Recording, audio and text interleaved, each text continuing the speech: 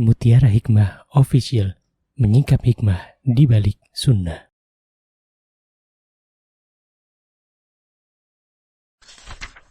Salurkan donasi terbaik Anda untuk mendukung dakwah Mutiara Hikmah Official. Mari siapkan bekal akhirat kita. Jangan lewatkan kesempatan emas ini. Ayo kita berkontribusi dalam program pembangunan Masjid Mutiara Hikmah yang dibina langsung oleh Ustadz Hanan Yasir MA dan Ustazah Imro'atul Azizah.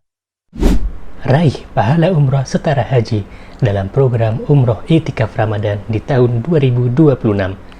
Perjalanan penuh makna, bimbingan penuh ilmu bersama Ustadz Hanan Yasir MA dan Ustazah Imro'atul Azizah. Tempat terbatas, daftarkan diri Anda sekarang juga. Jangan lewatkan sensasi umroh full faidah plus daurah fikih hijrah di bulan Syawal tahun 2026 bersama Ustadz Hanan Yasir MA dan Ustazah Imro'atul Azizah.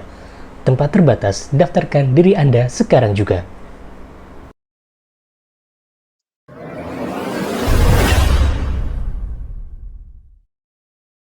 Ibu-ibu jamaah Majelis Taklim Raudhatus Shalihah yang saya cintai karena Allah, sebelum saya lupa, saya ingin menyampaikan sedikit. Ya, biar nanti di kalender tuh dikasih tanda ya. Insya Allah, biidnillahi ta'ala, tanggal 5 Juli nanti, hari Sabtu ya berarti ya. Insya Allah akan ada tablik akbar. Seperti yang sudah-sudah, tablik akbar dengan Syekh Ahlam. Hafidhahullah ta'ala. Syekh Ahlam ini, ibu-ibu adalah seorang hafidhah, seorang penghafal Quran bersanad dari Yaman, di mana beliau lama sebenarnya tinggal di Ish Kariman di Karanganyar. Saat ini beliau punya pondok sendiri di Bogor ya. Dan sudah lama beliau tidak ke Jogja. Terakhir ke Jogja, masih ada yang ingat? Ketika saya menemani beliau di Grand Rohan. Waktu beliau muhadharah, kemudian saya menerjemahkan. Ada yang ingat itu tahun berapa? Yang satu ruangan full waktu itu. Suciati sebelumnya, sebelum Grand Rohan. Karena waktu di Suciati juga saya menerjemahkan. Ya itu sebelumnya. Jadi terakhir itu ya udah lama banget kan ibu-ibu ya. Yang jelas saya juga udah lupa tahunnya. Maka kemarin ketika saya diinfokan oleh panitia untuk menerjemahkan beliau di tanggal 5 Juli itu, Masya Allah saya izin ke suami, saya tidak langsung oke. Saya bilang ke yang meminta, karena Ustadz Hanan sedang mengisi kajian sampai ba'da Isya, tolong beri waktu saya untuk izin kepada beliau. Alhamdulillah beliau mengizinkan ma-ACC, dan insya Allah acaranya tanggal 5 Juli. Ya, bertempat di Masjid Kampus UGM, Maskam. Ya, insya Allah, biidnillahi ta'ala. Maksud saya infokan kepada ibu-ibu jauh-jauh hari, biar bisa mengatur jadwal, mengagendakan. Karena biasanya yang datang tuh banyak, Masya Allah, Allahumma barik. Ya, pagi biasanya beliau jam 8. Coba cari di Google, mungkin masih ada kali. Menyelenggaranya individu kayaknya. Ada seorang yang memang beliau jadi donatur terus menghubungi ana. Maksud saya begini, biasanya setelah kajian itu biasanya nanti ada pembenaran surat Al-Fatihah, biasanya yang sudah-sudah bersama para santriwati yang dari Khadijah bintu Khuwailid. Biasanya waktu di Grand Rohan ada seperti itu. Jadi halakoh gitu, pembenaran bacaan surah Al-Fatihah. Ya, dan ini wallahu ta'ala alam, nanti saya tanyakan lagi apakah memang ada pembenaran baca surah Al-Fatihah atau tidak. Ya, dan Masya Allah ya ibu-ibu, Masya Allah, kalau kita mendapati kota kita ini didatangi oleh orang salih, maksudnya oleh orang yang ahli ulama, maka datangilah. Ya, kenapa? Karena bisa jadi beliau itu datang lagi tidak tahu kapan. Kemungkinannya dua, kemungkinannya kita yang sudah nggak ada, kemungkinan yang kedua beliau sudah nggak ada. Ya, dan kita tahu bahwa para ulama itu adalah pewaris para nabi yang Allah berikan amanah ilmu. Kalau para ulama sudah diwafatkan oleh Allah Subhanahu wa taala, artinya ilmu sudah diangkat oleh Allah Subhanahu wa taala. Dan ketahuilah bahwa sesungguhnya ulama-ulama yang ada pada zaman sekarang itu sangat sedikit. Ya. Apa kata Rasulullah SAW, akan datang suatu zaman di mana khutbahum, ya, di mana orang yang khutbah itu yang menyampaikan mungkin dengan dimodifikasi kata-kata yang bagus gitu ya. Tapi ternyata nun sewu tidak pernah ada latar belakang belajar agama. Hanya merangkai kata. itu lebih banyak dibandingkan ulama itu sendiri. Ulama disebut ulama, orang yang berilmu itu disebut orang yang berilmu tuh kalau dia pernah belajar dalam kurun waktu yang lama.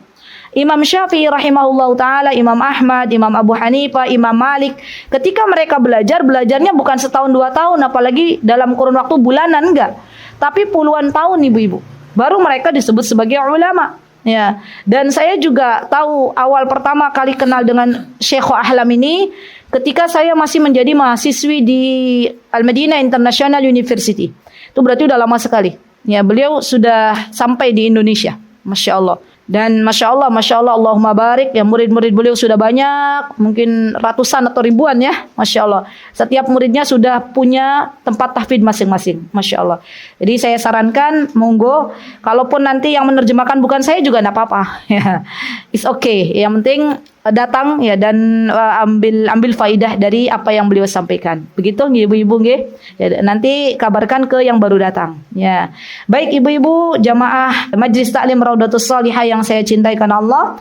Mari kita lanjutkan untuk belajar buku yang ada di depan kita yaitu 10 Jalan Surga dengan Akhlak Mulia, dan kita hari ini insyaallah mengambil bab yang ke-9. Boleh dibacakan Ustazah Ummu Afgan, silakan.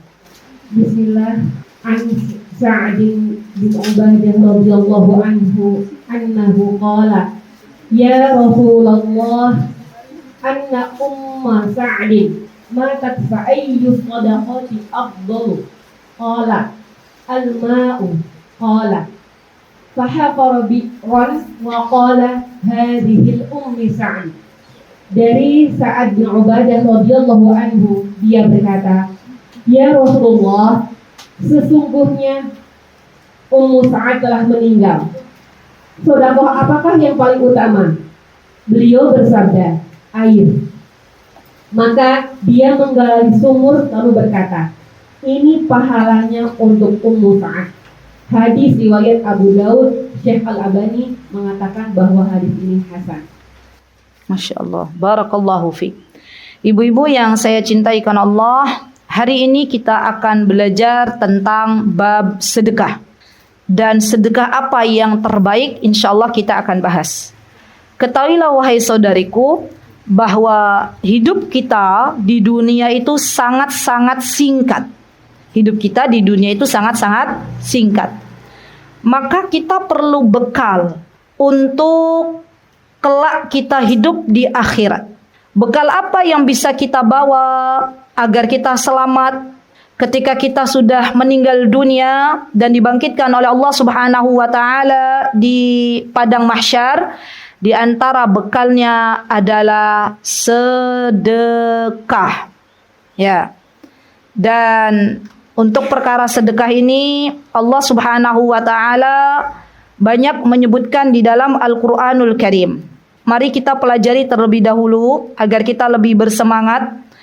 Di ayat manakah Allah Subhanahu wa taala menyebutkan tentang berbagai macam keutamaan sedekah? Yang pertama ada di dalam surah Al-Baqarah ayat 261. Silahkan dibuka. Surah Al-Baqarah ayat 261. Boleh dibuka? Oke. Dibuka ibu-ibu ya. Kalau ada terjemahannya dibaca boleh. Saya bacakan. A'udzu billahi minasy syaithanir rajim. Bismillahirrahmanirrahim. Mathalul ladzina yunfiquna amwalahum fi sabilillah كمثل حبة أنبتت 7 سنابل في كل سنبلة 100 حبة والله يضاعف لمن يشاء والله واسع عليم. Kita lanjutkan ke ayat 262 karena ini adalah masih berkaitan dengan sedekah. Alladzina yunfiquna amwalahum fi sabilillah thumma la yutbi'una ma أنفقوا منا ولا أذى لهم أجرهم عند ربهم ولا خوف عليهم ولا هم يحزنون. Baik. Dalam ayat ini Allah Subhanahu wa taala berfirman bahwa perumpamaan orang-orang yang menginfakkan harta di jalan Allah, artinya menyedekahkan harta di jalan Allah Subhanahu wa taala, itu seperti orang-orang yang menabur sebutir biji benih, di mana satu biji benih ini Allah akan tumbuhkan 7 tangkai. Masya Allah ya, sampai detailing begitu loh. Di sini berarti ada matematika dalam Al-Quran, ada angka. Perhatikan coba, ada 7, gitu kan ya angka bukan?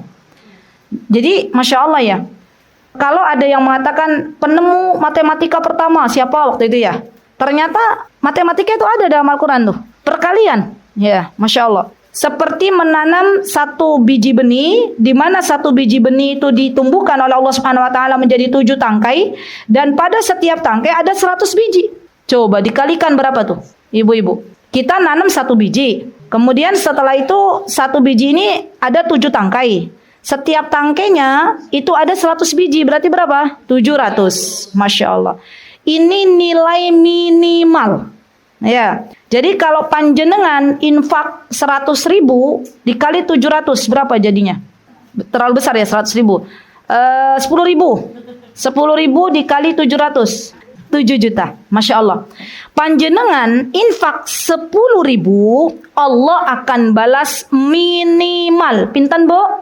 7 juta. Ya. Nanti saya jelaskan apakah 7 juta itu langsung cash Allah balikin 7 juta atau bagaimana?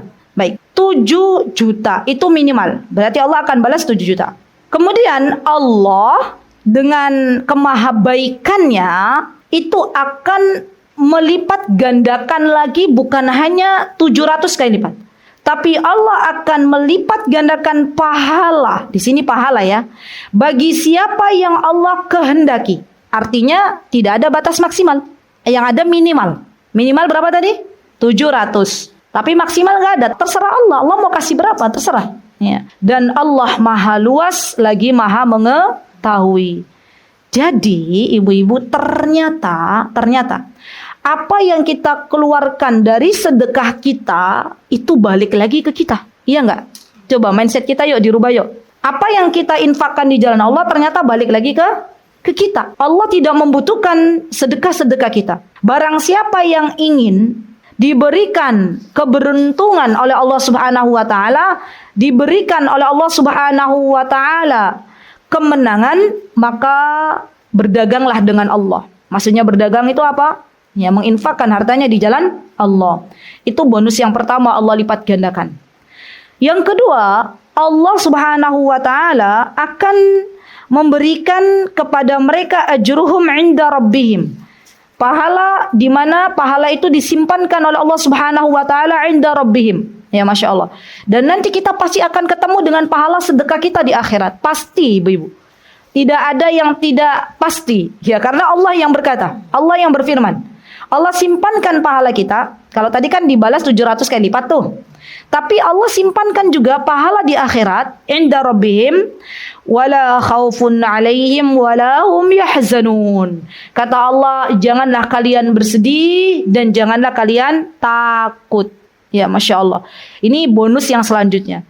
Jadi Allah berikan ketenangan hidup. Allah berikan ketenangan hidup. Selalu orang-orang bersedekah itu selalu dalam hidupnya itu aku dicukupkan sama Allah. Nggak ada dia rasa kekhawatiran, kecemasan yang terlalu berlebih. Tidak ada. Pasti akan Allah berikan ketenangan. Tidak ada ketakutan dan tidak ada kesedihan. Allah berikan ketenangan. Nah, sekarang begini. Pelipat gandaan 700 kali lipat atau lebih dari itu, kata para ulama, itu bentuknya nggak harus langsung uang cash. Kita infak 10.000 diberikan nama Allah hari berikutnya 7 juta. Ya, enggak begitu. Kata para ulama, bisa jadi Allah berikan sesuatu yang nilainya lebih dari 7 juta. Contoh, Ustazah Ummu Afgan. Ustazah Ummu Afgan infak 100.000. Nah, Kemudian Allah Subhanahu wa taala menjauhkan Ustazah Ummu Afgan dari sesuatu yang buruk.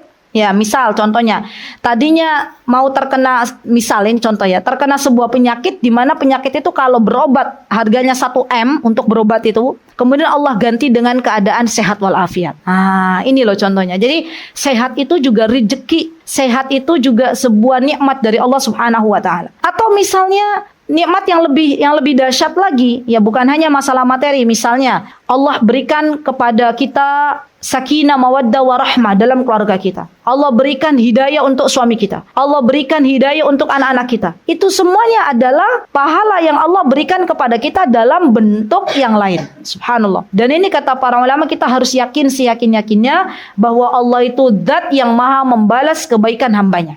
Ya, ini Masya Allah ya teman-teman, Allah tuh zat yang maha baik. Atau bisa jadi panjenengan pengen umroh, pengen haji, ya jenengan sedekah. Dan sedekah kan gak harus pakai uang tadi. Nanti kita akan pelajari sedekah itu macam-macam. Kita bertasbih subhanallah bihamdihi, subhanallah bihamdihi, itu bersedekah. Ada orang kemarin namanya siapa, Cecep apa Aep, yang hobinya tuh bersihin masjid. Ya, Masya Allah, Allahumma barik. Masya Allah, seorang pemuda ya. Ya Masya Allah, Allah gerakan untuk bersihin masjid. Masya Allah. Dan Allah tahu itu sedekahnya beliau. Kan sedekah, bersihin masjid, ya Masya Allah. Masya Allah, Allahumma barik. Akhirnya Allah gerakkan, ya Masya Allah, kedutaan Saudi untuk menghajikan beliau. Masya Allah. Berarti kan itu balasannya lebih itu. Ya haji Furoda aja ratusan juta. Ya. Loh beliau kok jadi tamu ya. Jadi tamu spesial pakai visa mujamalah. Ya, visa mujamalah itu visa undangan langsung yang mengundang kedutaan Saudi. Siapa yang menggerakkan kedutaan Saudi memberikan visa kepada orang ini? Allah. Berarti sekarang yakin Allah itu baik, ibu-ibu? Baik. Jadi kalau sama Allah nggak usah hitung-hitungan. Ya, ya Allah, aku kemarin 100.000 infak kok saiki kok orang metu-metu 70 juta nih.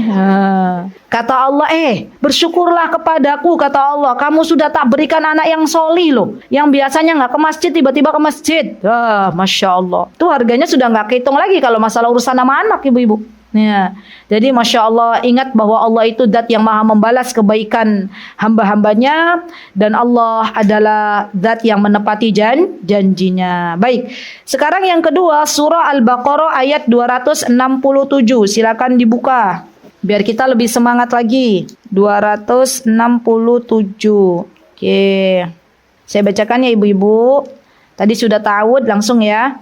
Ya ayyuhalladzina amanu anfiqu min thayyibati ma kasabtum wa mimma akhrajna lakum minal ardh ولا تيمموا الخبيث منه تنفقون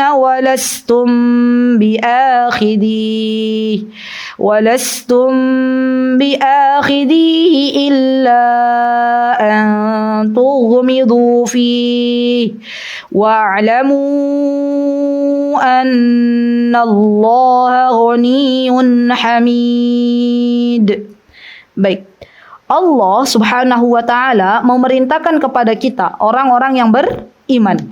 Apa kata Allah? Wahai orang-orang yang beriman, infakkanlah sebagian dari hasil usahamu yang baik-baik.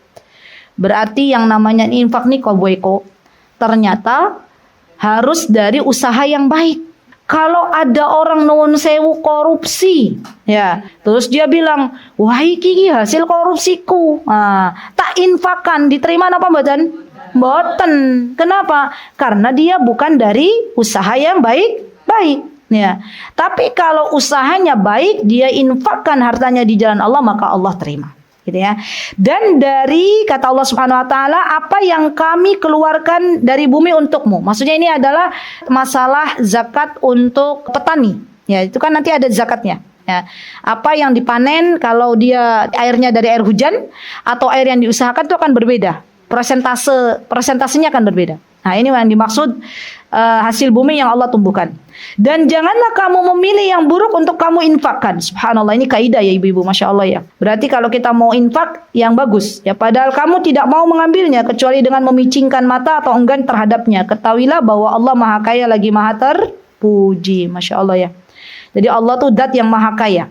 Ya, tidak butuh harta manusia. Allah Dat yang maha terpuji, tidak butuh untuk disanjung-sanjung oleh hambanya. Allah Dat Al-Hamd, maksudnya Allah Dat yang maha terpuji. Dimana kalau kita bertasbih kepada Allah tidak akan juga menambah ya apa yang ada pada diri Allah, karena Allah tuh Dat yang maha terpuji. Ya, baik. Kemudian ayat 271 ibu-ibu. Nanti saya kaidah-kaidahnya. Berarti tadi yang pertama itu kan kaidahnya apa tadi yang pertama? Bahwa sedekah itu dilipat gandakan. Kaidah yang kedua apa tadi?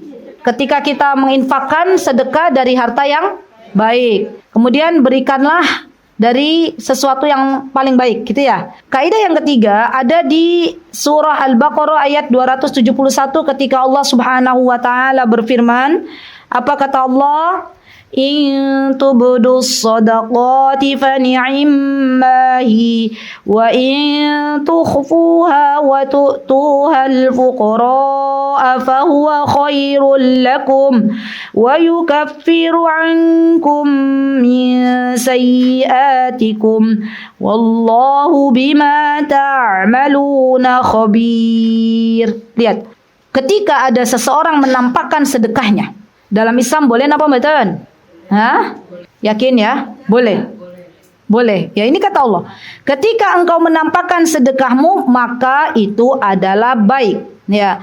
Tapi jika kamu menyembunyikannya, berarti sedekah itu ada dua metode. Boleh kita terang-terangan, boleh disembunyikan. Nggih. Tapi masalahnya menjaga niat itu adalah sebuah kewajiban. Biasanya orang yang bersedekah secara terang-terangan biasanya dengan menjaga niat yang ikhlas, di antara tujuan utamanya untuk memotivasi orang lain agar bersedekah. Tapi tetap harus jaga niat. Ya, ini yang paling berat ya.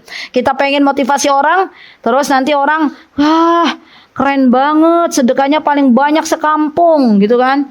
Langsung berbunga-bunga. Langsung bilang, mending sedekahku daripada sedekahmu. Astagfirullah wa atubu ilaih. Kan itu kita nggak boleh merendahkan orang lain, ya kan? Tuh jadi menjaganya tuh subhanallah sesuatu yang apa ya?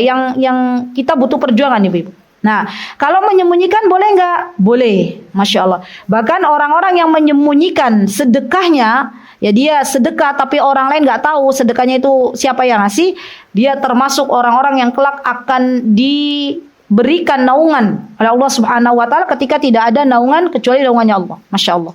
Keren banget ya, Masya Allah. Berarti kan ada fadilah sendiri. Kalau yang terang-terangan memotivasi orang, kalau yang sembunyi-sembunyi dia dapat naungannya Allah. Masya Allah, Masya Allah. Baik.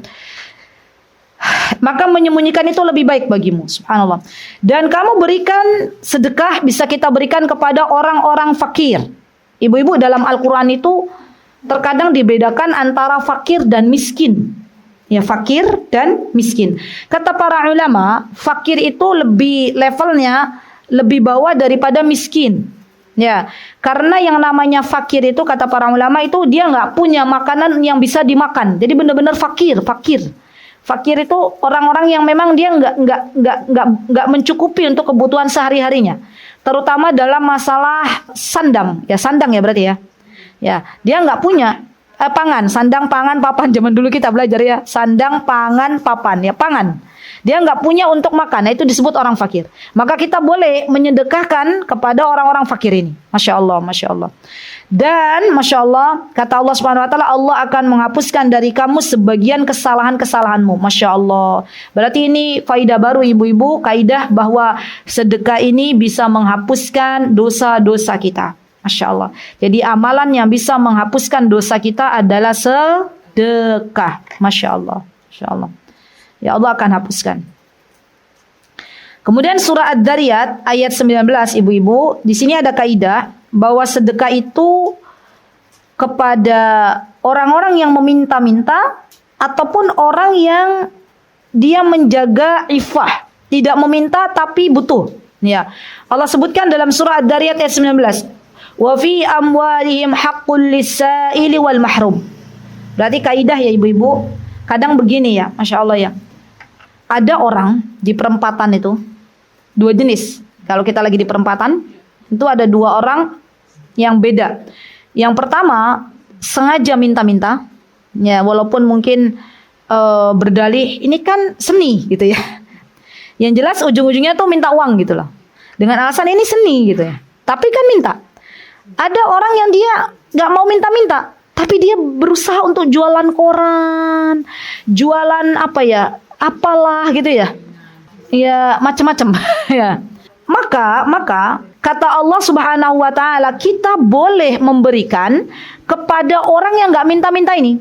Ya, ada bapak-bapak jualan koran kayaknya ya kasihan, siang-siang masih jualan koran, padahal koran zaman sekarang sudah enggak ini lagi ya.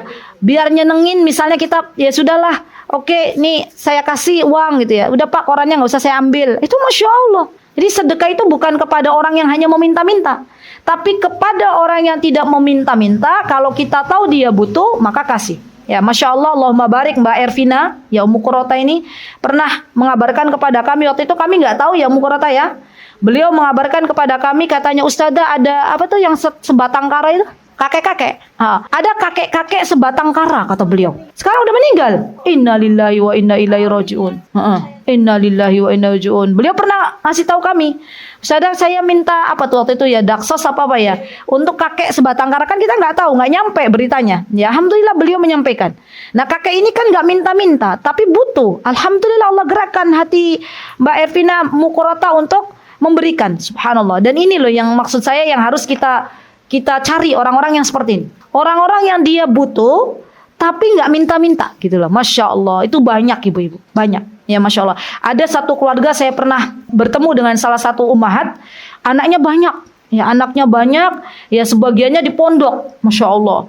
Coba ibu-ibu, kalau ada ibu-ibu anaknya banyak, sebagiannya di pondok, itu pasti butuh biaya banyak loh. Masya Allah. Ya. Maka kalau kita tahu, ya orang itu misalnya anaknya banyak, rumahnya masih ngontrak, rumahnya kecil gitu ya. Maka kita boleh tawarkan, apakah ada yang bisa dibantu? Anak-anak gimana di pondok? Udah pada bayar belum? SPP-nya lunas belum? Ya, boleh saya jadi orang tua asuh? Itu juga boleh. Silahkan. Ya. Karena orang-orang yang seperti ini, mereka menjaga izzah. Mereka tidak meminta-minta, mereka minta hanya kepada Allah, dan kita yang harus paham dengan kondisi mereka. Ya, itu dinamakan dengan wal mahrum dalam Al-Quran. Orang yang butuh tapi nggak minta-minta. Kalau lisaili itu orang yang minta-minta, datang ke rumah kita minta beras, ya misalnya minta uang, nah itu minta-minta. Kalau ada orang yang datang ke rumah kita, kita punya ya kasih, tak apa-apa. Ya, kalau ada pikiran Ustazah tapi ternyata orang ini ya biasanya gitulah. Sudah nggak usah banyak dipikir. Itu urusannya mereka dengan Allah. Yang penting dia datang ke rumah, yuk kasih. Sudah. Ya, tuh kita sudah ditulis pahala oleh Allah Subhanahu wa taala. Kalau ternyata dia berbohong, kalau ternyata dia mampu, itu bukan urusan kita. Kenapa ibu-ibu? Karena nih ya, orang yang mampu, dia tahu dia ada beras 10 kilo di rumahnya, ada beras 25 kilo di rumahnya, tapi dia minta-minta, bilang saya nggak punya beras, minta beras. Dia bohong, nanti ada balasannya Allah berikan. Bangun dari kubur mukanya rata. Iya, itu sahih hadisnya. Jadi nanti orang yang bangun dari kubur tuh macam-macam. Ada yang mukanya semakin glowing, ya. Iya. Ada yang dia bangun dari kubur langsung bertalbiyah labbaik Allahumma labbaik. Ya. Ada yang bangun dari kubur, Masya Allah, Allahumma barik, ya dia langsung menyatu dengan rombongan para penghafal Al-Quran. Ya Masya Allah. Kan mau kloter-kloter gitu loh. Saya tuh bayangin, ya Allah nanti saya kumpulnya sama siapa gitu ya. Makanya ibu-ibu kalau kita kan nanti akan dikumpulkan bersama teman-teman kita ya, orang yang paling kita cintai. Maka sebelum ajal menjemput kita, cintailah orang-orang solih. Walaupun kita ini bukan orang solih, minimal kita nanti dimasukkan dalam rombongan orang-orang solih gitu loh. Nah, nanti ada orang yang nggak ada mukanya. Siapa itu orang yang mukanya rata? Orang-orang waliyadzubillah yang dia meminta-minta padahal dia punya. Ya, kan ada ini ya. Pernah dengar nggak sih ada rumor atau kenyataan? Wallahu ta'ala alam. Ada orang minta-minta ternyata rumahnya gedong gitu ya. Udah nggak apa-apa, biarin aja. Ya, itu urusannya mereka dengan Allah. Kita nggak usah banyak mikir. Ya udah kalau mau ngasih ngasih aja. Itu ya, Masya Allah. Baik. Kemudian dalam surah Al-Hadid, ibu-ibu. Masya Allah. Al-Hadid ayat 18. Nah ini nih yang perlu ingin saya jelaskan. Orang-orang Yahudi ini mereka mencela Allah Subhanahu wa ta'ala. Apa kata Allah? Allah berfirman, innal musaddiqina wal musaddiqati wa aqradullaha qardan hasana yudha'af lahum wa lahum ajrun karim. Orang-orang yang bersedekah, ya, baik dari kalangan laki-laki maupun perempuan, dan yang meminjamkan kepada Allah dengan pinjaman yang baik, maka niscaya Allah akan lipat gandakan pahala. Tolong diingat-ingat ayat ini. Orang-orang Yahudi berkata dengan firman-Nya Allah dalam surah Al-Hadid ayat 18. Apa kata orang Yahudi, Mbak Mia? Kata orang Yahudi berarti Tuhannya orang Islam itu miskin. Buktinya apa? Minjem. Katanya mereka gitu. Astagfirullah wa atubu ilaik. Ya, mereka bilang gitu. Ya, buktinya apa? Itu ada dalam surat Al-Hadid ayat 18. Allah pinjam kepada hambanya. Maka kita katakan sekali lagi bahwa yang dimaksud di ayat ini bukan Allah pinjam, tapi ini sebagai motivasi. Barang siapa yang menginfakkan harta di jalan Allah untuk kepentingan umat, maka Allah akan berikan rizki, Allah akan lipat gandakan pahala. Allah nggak butuh harta kita. Allah nggak butuh sedekah-sedekah kita, ya. Tetapi kita yang butuh dengan sedekah, kita yang butuh dengan pahala, yaitu yang harus kita tanamkan dalam diri kita. Kita loh yang butuh dengan ilmu, ya. Kita loh yang butuh dengan dakwah, kita loh yang butuh dengan sedekah, ya. Kita loh yang butuh dengan teman-teman solihah, ya. Kita loh yang butuh, saya loh yang butuh ngajar, ya. Jadi mindsetnya dirubah. Kalau kita bilang jamaah loh yang butuh saya, misalnya saya nggak semangat ngajar, tapi kalau mindset saya loh yang butuh pahala mengajar, ya insya Allah, biidznillah, atas izin Allah semangat, gitu loh. Jadi mindsetnya harus kita rubah bareng-bareng. Ya, jadi bukan Allah yang butuh kita, tapi kita yang butuh Allah. Baik, surah Saba ayat 39, ibu-ibu. Nanti insya Allah ibu-ibu ini ya, bareng-bareng. PR, tadabburi surah Saba ayat 39. Kalau dibaca semua di sini tidak cukup waktunya. Surah Al-Munafikun ayat 10. Ya Allah. Ini surah Al-Munafikun ayat 10 saya baca aja deh. Ini bagus banget ayatnya. Ya, saya bacakan ya, Bu. A'udzubillahi minasyaitonir rajim. Ayat 10, Al-Munafikun ayat 10. Wa anfiqu mimma razaqnakum min qabli an ya'tiya ahadakumul maut fayaqula rabbi laula akhartani ila ajalin qarib fa asaddaq wa akum minas salihin. Lihat, kalau ada orang sudah datang ajalnya, sudah datang kematiannya, maka orang-orang beriman ini akan berkata kepada Allah Subhanahu wa taala, "Ya Rabbku, mengapa Engkau tidak menangguhkan kematianku sampai waktu yang dekat?" Minta waktu sama Allah. Untuk apa ibu-ibu minta waktu? Nyekrol HP? Ternyata enggak. Minta waktu untuk apa? Biar lihat suaminya? Enggak juga. Ternyata hamba Allah yang sudah sampai waktunya meninggal dunia minta waktu sedikit agar bisa bersedekah. Masya Allah. Dan kita semuanya gak tahu kapan kembali sama Allah. Ada orang-orang yang tahu kapan kembalinya. Siapa itu? Orang-orang yang dieksekusi. Ya kan? Orang-orang yang dieksekusi itu terkadang ya Masya Allah ya ibu-ibu, itu ada nilai plusnya loh. Ada hikmahnya, ya. Besok jadwal eksekusi jam 10, gitu ya. Nah, jam 8 bisa wasiat sama anaknya. Nak, tolong ya nak, rumahnya bapak, gitu ya. Yang di sini kasih buat wakaf. Tolong ya nak, pesawat, helikopter, gitu ya.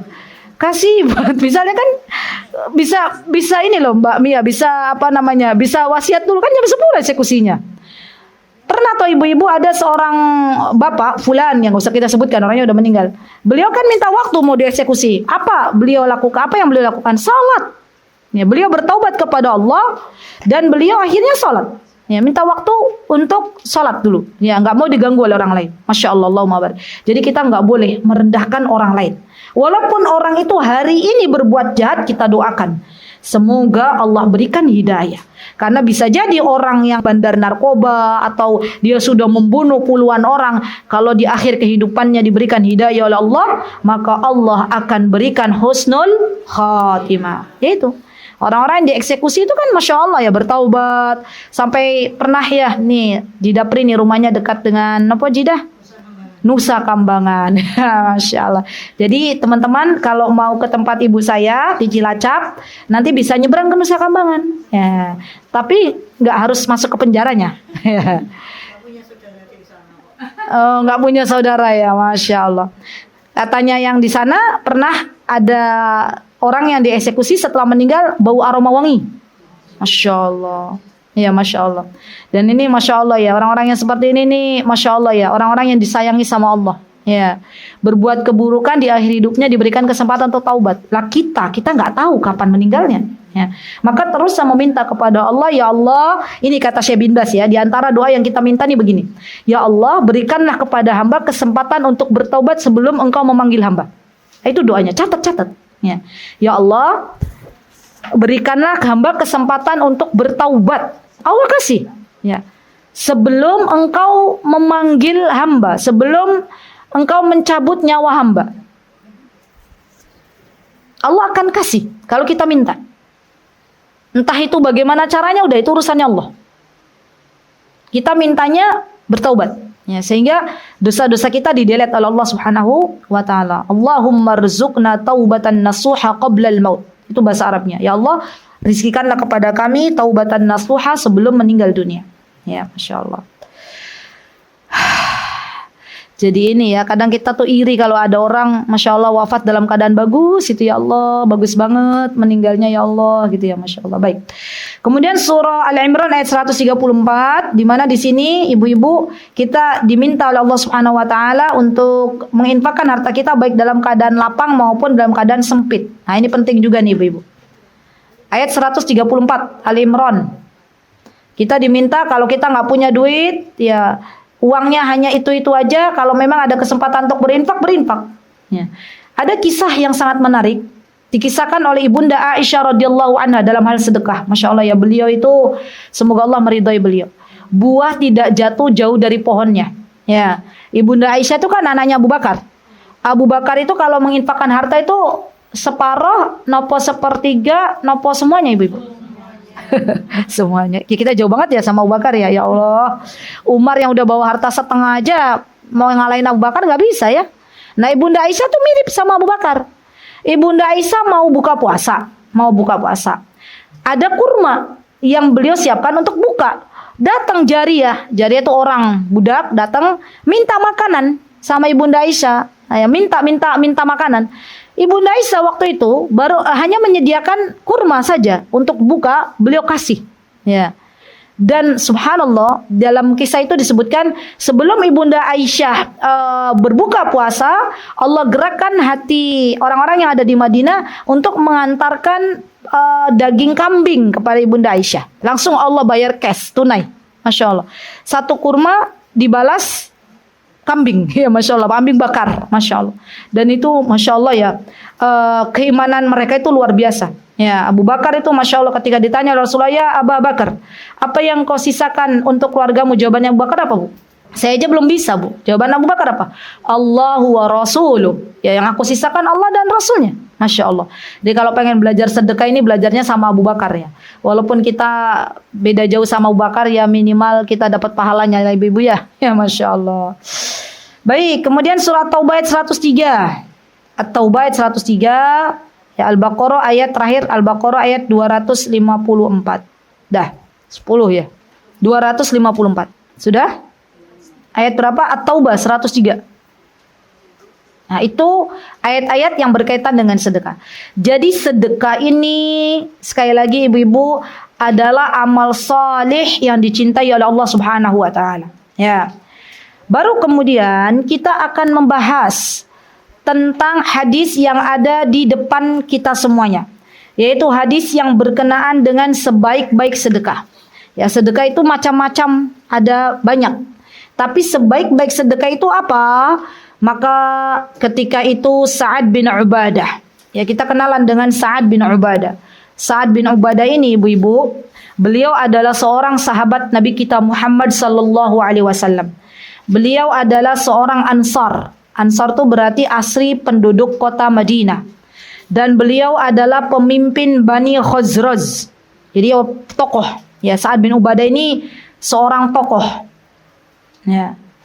Sa'ad bin Ubadah ini adalah seorang tokoh masyarakat, pemimpinnya Bani Khazraj. Dan Allah Subhanahu wa taala memberikan kepada Sa'ad bin Ubadah, Masya Allah, bakti yang sangat luar biasa kepada ibundanya. Masya Allah.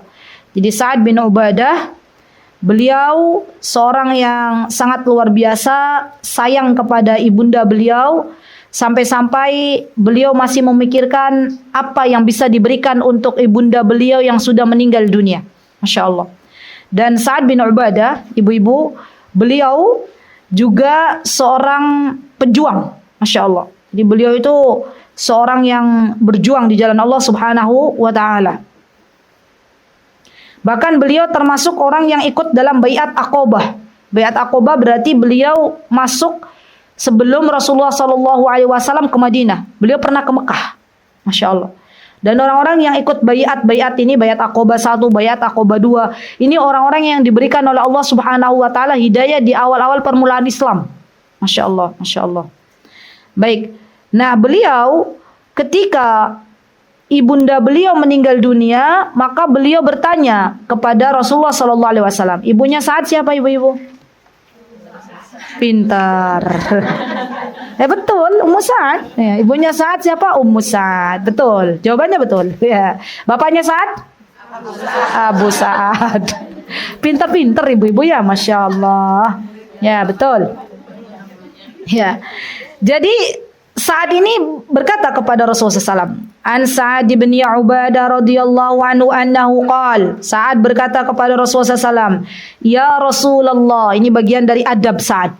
Bukan berkata ya Muhammad, tapi ya Rasulullah. Anna Ummu Sa'ad. Betul toh namanya Ummu Sa'ad? Nah, sesungguhnya Ummu Sa'ad, berarti ibunya Sa'ad bin Ubadah. Matat. Matat ini apa, Bu? Wafat, meninggal dunia. Ya. Fa ayyu sadaqati afdal? Maka Sa'ad bin Ubadah berkata, ya Rasulullah, ibu Ummu Sa'ad meninggal. Maka sedekah apa yang paling utama? Masya Allah ya. Sedekah apa yang paling utama? Beliau ketika ibunya meninggal dunia tidak bertanya kepada Rasulullah SAW tentang warisan. Ya. Tapi beliau berusaha untuk mewakafkan sebagian harta beliau atau peninggalan dari ibunda beliau untuk ibundanya. Ya. Dan ini termasuk ciri anak yang soleh. Anak yang solih, anak yang solihah, ibunya, bapaknya meninggal dunia, yang jadi rebutan bukan warisan ibu-ibu, tapi dipikir apa yang bermanfaat untuk orang tuaku yang sudah meninggal dunia. Ini anak yang solih, anak yang solihah, Masya Allah. Ya. Dan Rasulullah SAW berkata, Alma, kata Rasulullah SAW, sedekah yang terbaik, yang paling afdal itu adalah air. Qala, Masya Allah ya, hatinya para sahabat itu lembut banget ya. Bu, siapa namanya ini? Alhamdulillah nih datang Bu Lisa. Kemarin saya cari antum di Mutiin, gak ada ya? Oh ada toh, tidak kelihatan. Ya Masya Allah di belakang. Nah, saya bilang ya Allah, semoga Allah sehatkan. Saya kira ayahnya yang ada apa-apa, enggak sehat ya. Alhamdulillah, Masya Allah. Kemudian Sa'ad bin Ubadah ini berkata, ya Masya Allah hatinya lembut banget ya. Setelah Rasulullah SAW bilang air yang apa? Yang terbaik. Beliau tuh nggak hitung-hitungan, langsung Masya Allah. Ini ilmu yang bermanfaat tuh begini nih Ibu. Ilmu yang bermanfaatnya yang seperti ini. Maka Sa'ad bin Ubadah langsung fahafaro bi'ron. Maka Sa'ad bin Ubadah langsung menggali sumur. Masya Allah. Dan beliau meniatkan sumur ini yang digali oleh Sa'ad bin Ubadah untuk ibunya. Apa kata Sa'ad bin Ubadah? Hadihi li ummi Sa'ad. Sumur ini untuk ibuku, untuk Ummu Sa'ad.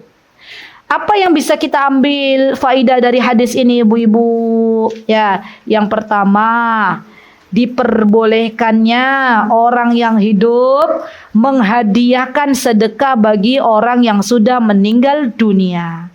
Dan ini pahalanya sampai.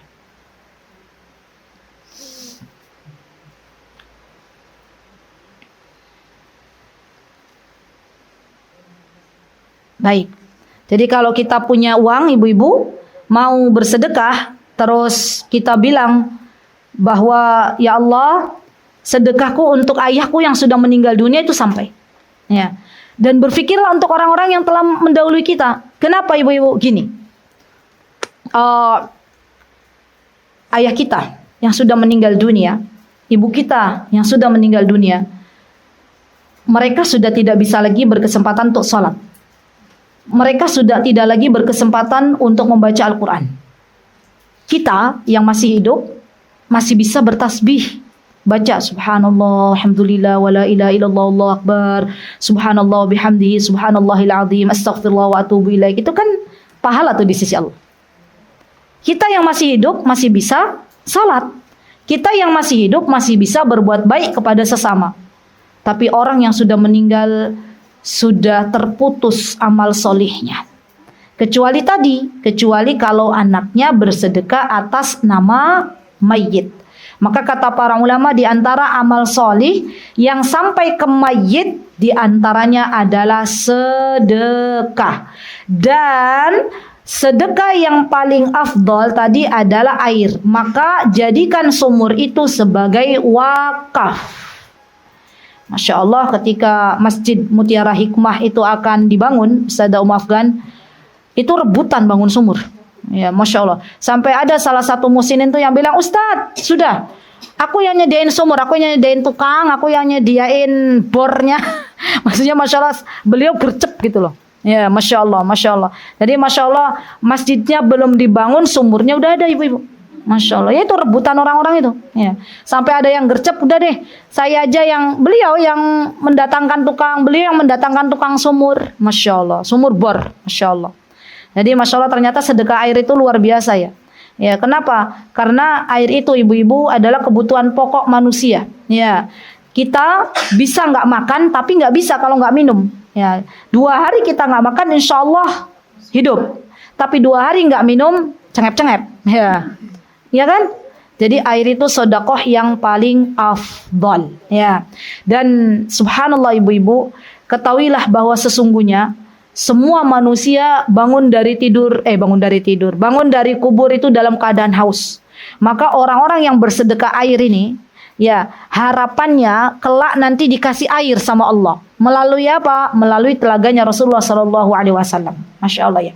Dan Masya Allah ya ibu-ibu, sedekah air ini sedekah yang tidak ada putusnya. Selama sumur itu dipakai airnya, maka kita akan mendapatkan pahalanya. Ya, termasuk diantaranya wakaf. Baik, ingin saya jelaskan sedikit ibu-ibu, karena kadang bertanya lagi ibu-ibu, berarti apa aja amal soleh yang bisa sampai ke mayit? Tadi yang pertama apa? Sedekah. Ya, sedekah jariyah atau bisa kita gabungkan dengan wakaf. Ya. Yang kedua, diantara yang bisa mengalir kepada mayit adalah ilmu yang bermanfaat. Saya akan jelaskan begini. Ilmu yang bermanfaat itu begini. Ketika ada orang tua nih, dia memondokkan anaknya, berjuang. Ayah ini mencari nafkah untuk bayar SPP anaknya yang di pondok. Anak ini belajar di pondok, belajar Al-Quran, belajar hadis. Sampai suatu hari, anak ini Allah jadikan sebagai seorang pengajar ilmu agama. Itu kan ilmu yang bermanfaat. Orang tuanya meninggal dunia, sudah meninggal dunia.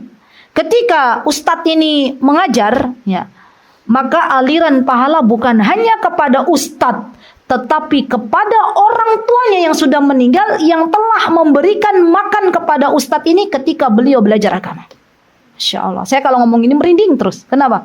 Berarti itu keren banget ya. Orang tua yang diberikan hidayah oleh Allah, berjuang pontang-panting, apa ya bahasanya ya? Pontang-panting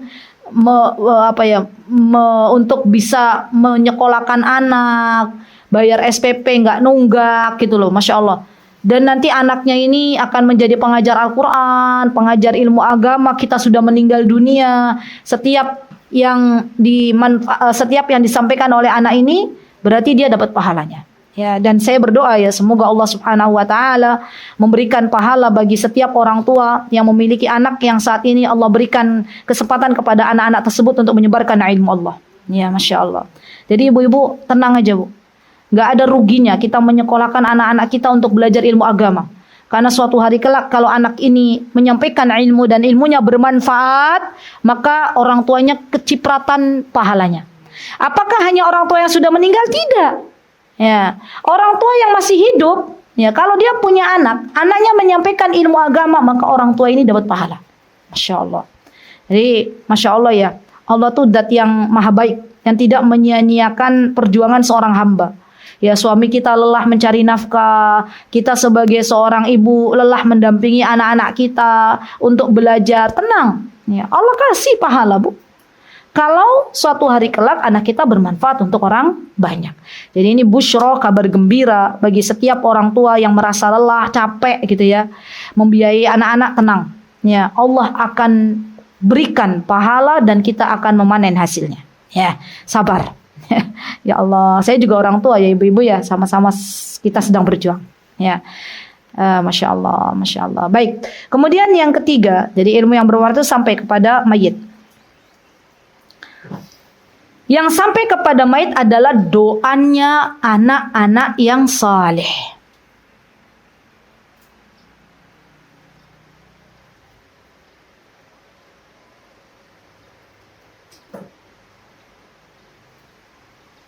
Apa kata Rasulullah SAW? Idza mata ibnu Adam inqata 'amaluhu illa min thalas. Ya kan? Apa? Shadaqatun jariyah wa ilmun yuntafa' bih wa waladun salih yad'u lah. Ya.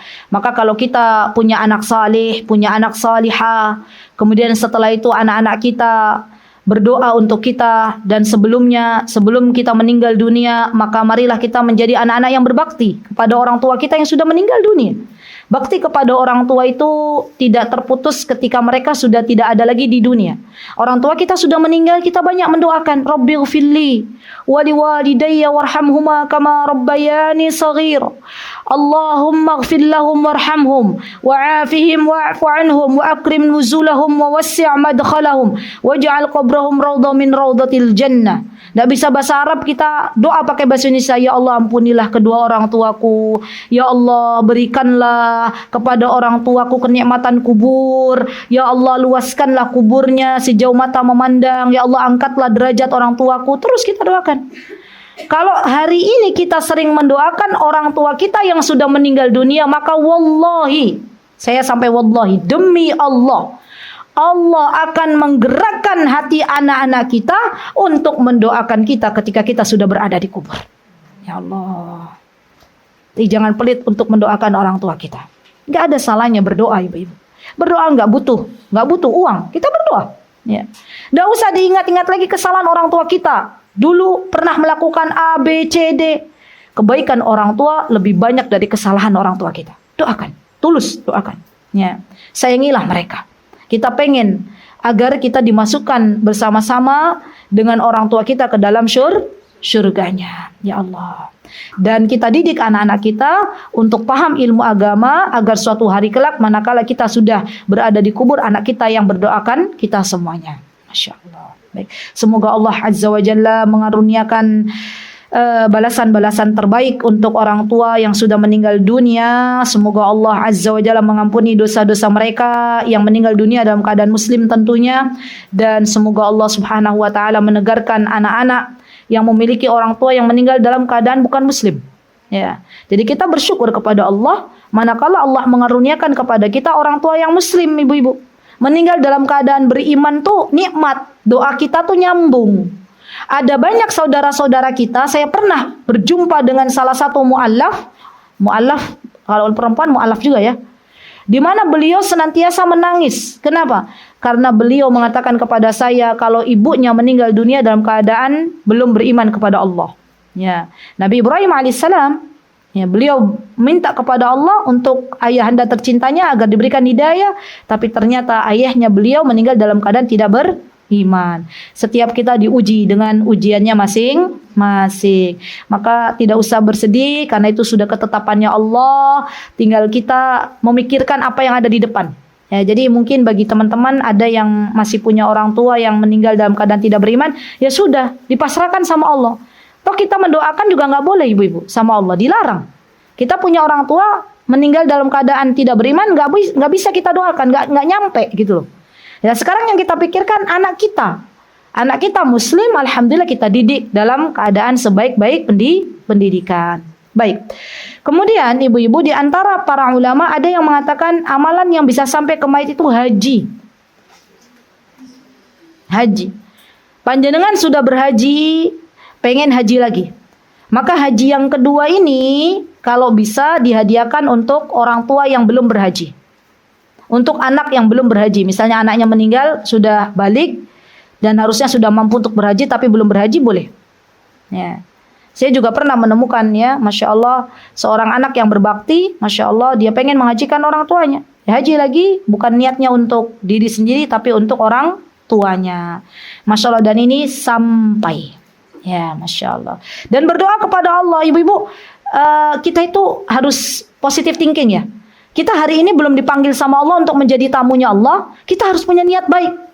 Ya Allah, kayakanlah hamba, mampukanlah hamba, panggil hamba ya Allah untuk berhaji. Hamba punya niat kalau hamba sudah berhaji, maka hamba pengen menghajikan. Karena orang kalau mau menghajikan orang yang sudah meninggal dunia, membadalkan haji, dia harus berhaji lagi. Dia harus berhaji terlebih dahulu. Dan kita doakan semoga Indonesia Raya yang tercinta ini, ya Masya Allah, semoga suatu hari kelak ibu-ibu tidak ada antrian yang begitu panjang. Ya amin. Apakah terjadi? Kalau Allah berkehendak, mudah bagi Allah. Ya, jadi kita terus berdoa kepada Allah Subhanahu wa taala. Baik.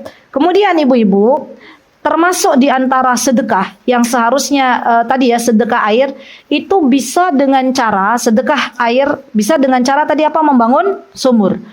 Atau ibu-ibu bikin, ini juga termasuk sedekah jariah juga. Termasuk sedekah air juga. Ibu beli ini loh, apa tuh namanya, paralon. Ya, paralon yang menghubungkan satu paralon dengan paralon lainnya untuk sampai ke rumah-rumah penduduk. Nah, ini juga termasuk bagian dari sedekah jariah. Ya, dan itu sampai kepada mayit. Kalau memang kita mau ya beli paralon terutama di daerah-daerah apa tuh Bu? Pegunungan, daerah-daerah yang tidak ada air ya. Daerah-daerah terbelakang misalnya ya, daerah-daerah Badui misalnya. Nah, itu kan biasanya butuh air tuh. Ya, maka kita ikut turut andil.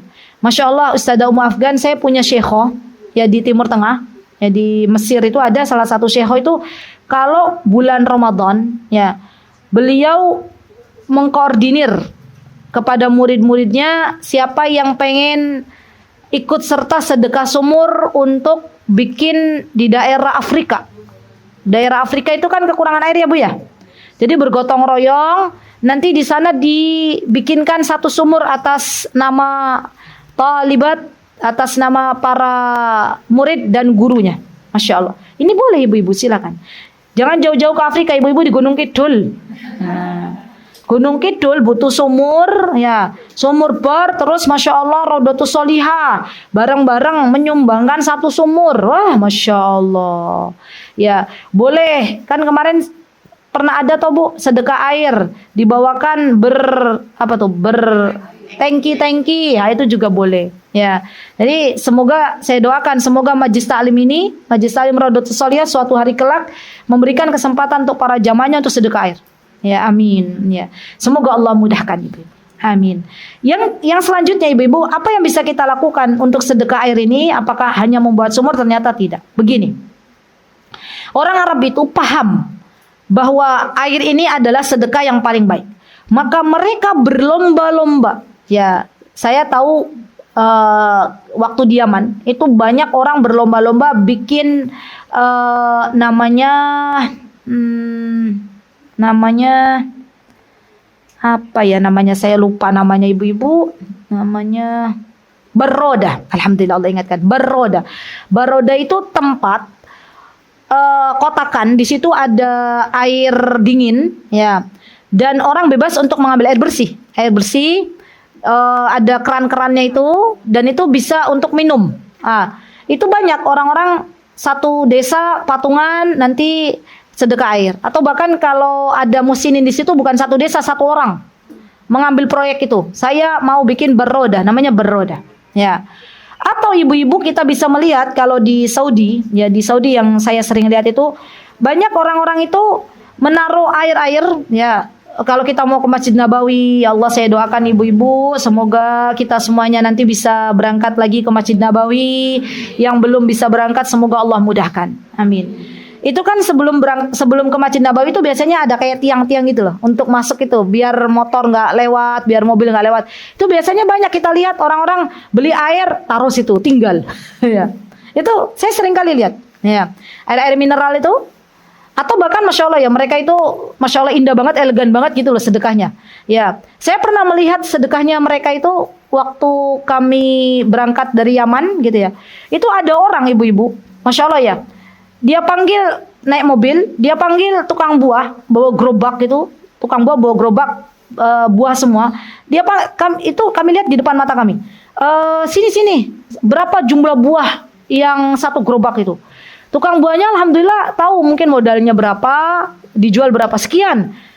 Dikasih uang, terus kata yang muhsin ini, sudah bagikan ke jamaah haji dan haji, bagikan. Masya Allah di sana orangnya amanah-amanah. Ya, apa yang dilakukan sama beliau tukang buahnya dibagi-bagi, sabil.